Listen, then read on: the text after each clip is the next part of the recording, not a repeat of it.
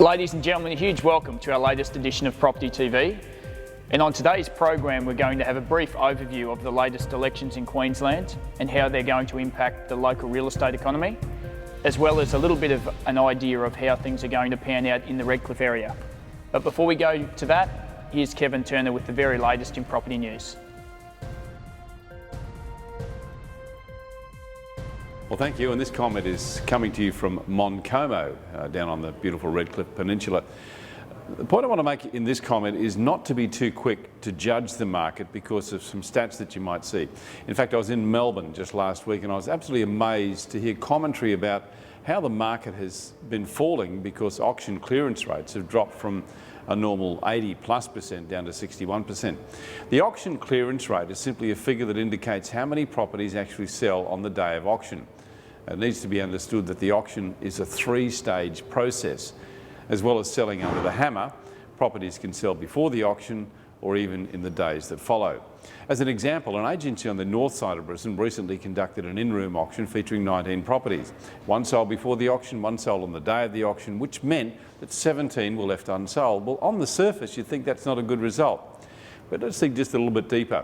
Because of the activity that was generated by the marketing of the 19 properties, I believe that an additional 14 sold in the few weeks after the auction day. 16 out of 19 properties.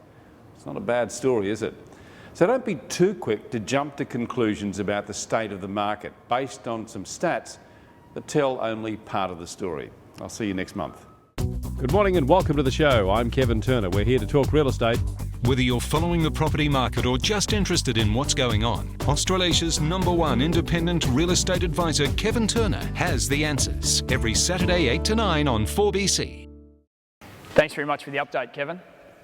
Well, the recent elections where the LNP party have dominated the voting right across Queensland raised a few questions. Recently, I've been asked three pertinent ones. Number one was how the LNP's election promise of limiting stamp duty again was going to come into play. Now, within the last 8 months, the Labor Party increased the taxation on a principal place of residence. It was around 1% and they raised it to 3% to be in line with investment properties. Now, the LNP promise was to actually change that down back to the 1% level. So at the moment, that was still an election promise. It hasn't been invoked just yet, but I believe it will be something that will be coming along, which will definitely give some strength to the local property economy and some of those buyers, because it is quite a large saving. On a $400,000 property, it brings it down to around $5,000 to $5,500 from the current status of $12,000. The second pertinent point was in relation to the rail link in Redcliffe. Now, that's still definitely pushing forward because it was signed off by 3 levels of government: the federal, state and the local council. Now, regardless of who was in party, that was always going to take place, which is a great thing. And the third pertinent point was just in relation to how the contract status of our residential contracts was going to change.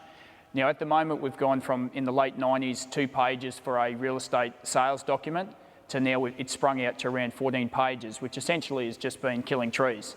A lot of those documents are just there for the sake of it. The paperwork side of things, in particular the sustainability declaration, a lot of people really just don't care about it. But the LNP has also made a statement that they'll be reducing the paperwork and the red tape that is associated with purchasing and buying property in Queensland. So let's just hope that both of those things come through. The rail link is a guarantee. The stamp duty we're hoping is going to come into play. And us in the real estate industry, we're really hoping that the paperwork becomes a little bit more simplistic, in particular for our buyers and sellers. So ladies and gentlemen, let's shoot straight across to our feature property of the month, which I do hope you enjoy.